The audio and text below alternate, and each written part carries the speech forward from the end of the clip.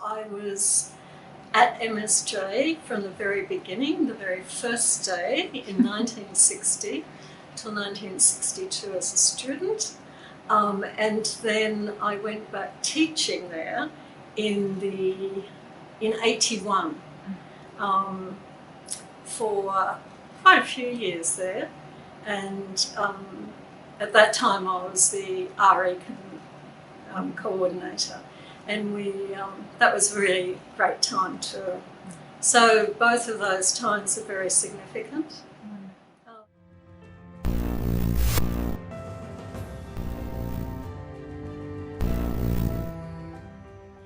The powerful memory, I think, was that very first day.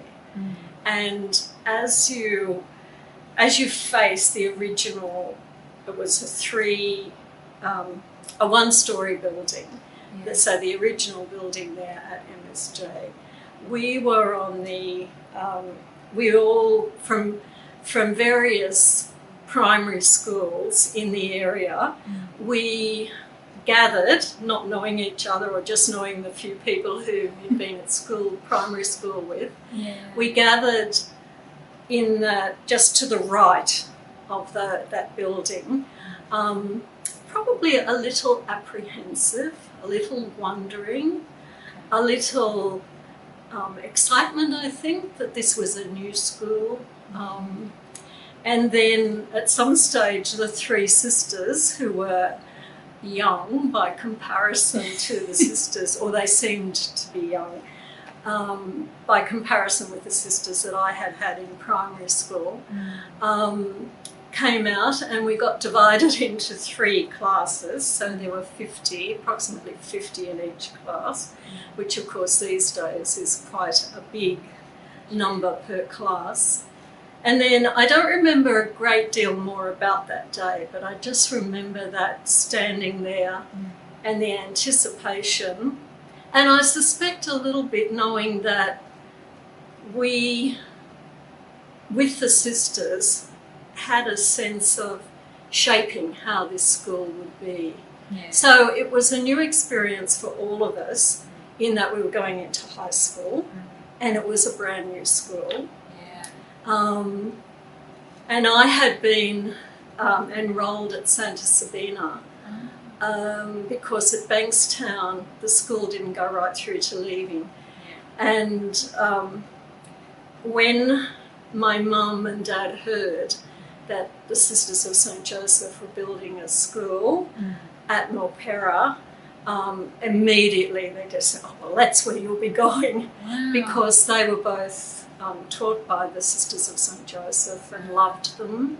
Okay. And I didn't have a say about whether I prefer one or the other, but I'm eternally grateful that I went to Mount St Joseph. Fantastic. Yes. And is there, like from your time as a sister there or as a teacher, is there any sort of significant memories or any funny stories that sort of pop out? Or well, by that time, of course, the school had settled and matured. You know, like this is 20 years afterwards.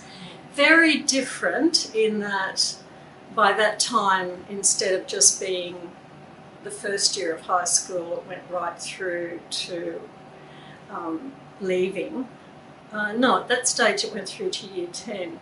So, you know, a bigger number of people were there. But I still sensed that same pride and the same dedication and commitment from teachers, and the same wanting the best for the students. I think that was very, very evident. And that lovely mix on the staff of both sisters and lay teachers. And, you know, the dedication of the staff was really wonderful. And wonderful characters there. Yeah. And there's still a few characters. Yes, yes. So it was a real privilege to be there, teaching there. Yeah. And I'd have to say that among the sisters, there was always this little sense that, you know, like if you got to teach at Mount St Joseph, then that was kind of a very good thing to happen for you. But it was lovely for me to be there as a teacher when I had been there as a student. Yeah. Yes. Yeah. Would you say, because it sounds like you're saying as a teacher you were sort of really in it together, like not only as teachers but you were there for the girls, you really wanted them to do the best. Yes. As a student, could you feel that, you know, from the beginnings with the sisters too? Yes, because as I said, the sisters were younger, and I look, it's the three of them, Geraldine and Patricia and Tim, that I really think that's the reason that I'm a sister of St Joseph myself. Wow. Now, because it was I think the sisters in primary school were older, or as I said, they seemed to be, and they were a little bit more removed, where these were these young women who were really with us as students. Yeah. And I think that is something that has endured at MSJ, that on the whole, a lovely teacher-student relationship. Yeah. And I think that that's brought out the best of both students and teachers, really. Brilliant. And the other thing I've noticed as time has gone by in my dealings with MSJ since I've left is that whole social justice aspect of the school, which is, you know, that's something the school is very committed to. Also the nurturing of these young women into the best women that they can possibly be. And I think there are two aspects that make MSJ a really, really special place to be. Yeah, it's good. It's grown from great beginnings. Yes, I think the beginnings were brilliant, and it's continued to grow from there.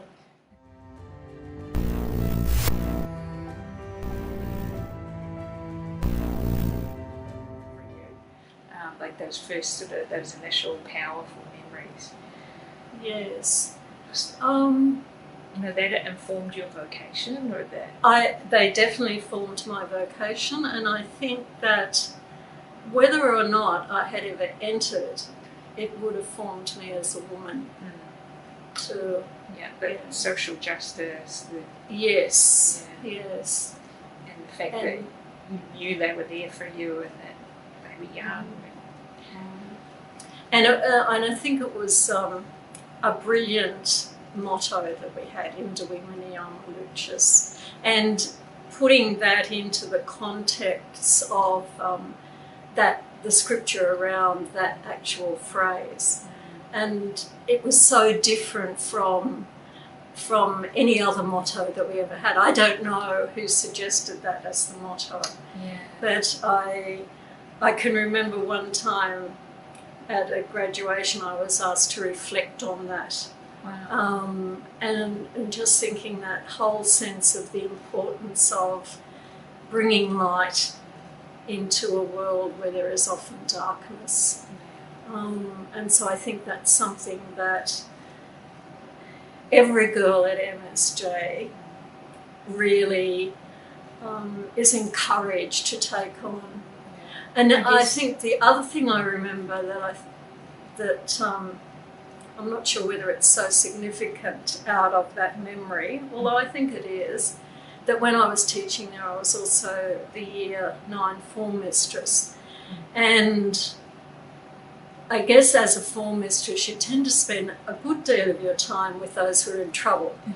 And it's been my experience as a teacher, not just at MSJ, but also other places, that time you spend with people who are in trouble and working with them and trying to help them sort out, why they're acting like they're acting, brings a closeness between you.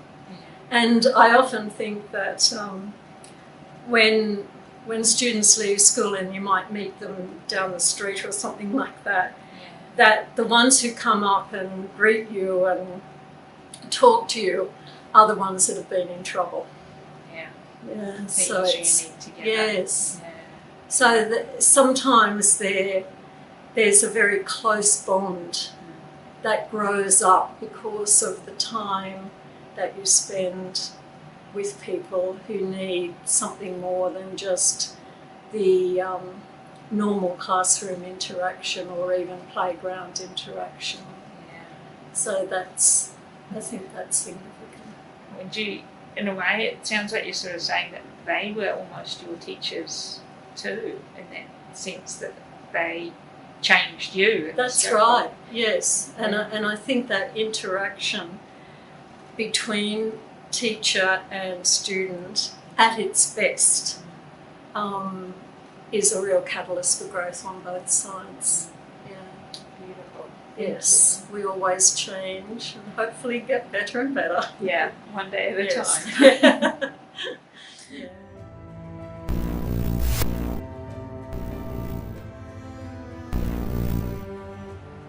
I hope that MSJ stays true to its Josephite roots, because I think that we are privileged to be part of a wonderful, wonderful legacy. And I think that if that's the basis of what happens at MSJ, then all the things that I have treasured as both a student and a teacher will be something that enhances the lives of the students and teachers at MSJ into the future. Yes. And I have no doubt that will happen. Yeah. And I delight always in seeing how much so many wonderful lay teachers carry on what's really important in our schools. I never have any regret, in a sense, that the sisters are no longer there, because I believe the legacy lives on. And I certainly see that at MSJ when I go back there. Yeah. Yes. Like when you mention things that are important, like could you describe sort of some of those? Like you mentioned social justice. Is there something in particular that you'd like to keep? I think that awareness of and commitment to those who are doing it tough. Mm-hmm. Like there's some students that no matter what happens, they will do wonderfully well. And, you know, they have a privileged background in that they have wonderful parents and family life, and often blessed with intelligence, so that they will thrive at MSJ, and hopefully, because of what they already have, will continue to be leaders in society. And there's others who do it tough for all sorts of reasons, and I think that part of the task of any good school, and certainly MSJ, is to nurture and bring out the best in them too, so that everyone who is a student there has the opportunity to be able to do really well in their lives. It's a big part of what it is to be Josephite. I think it is. I think it is a part of what. And that look out for the ones who are doing it tough in whatever way it is. That's that Josephite thing.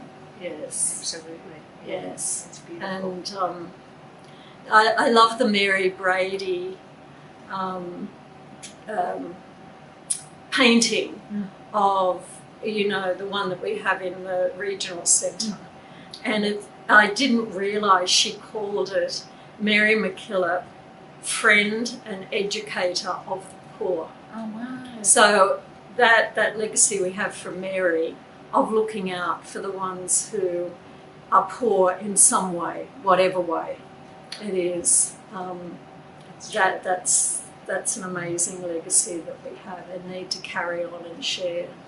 Yes. Yeah. Thank you.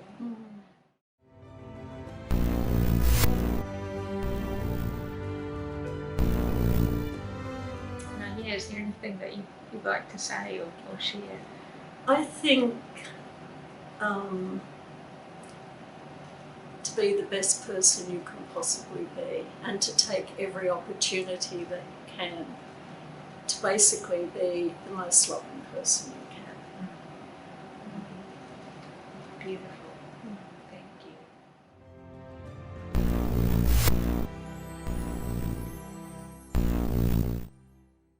In Duimini Amaluchis, put on the armour of light and imagine.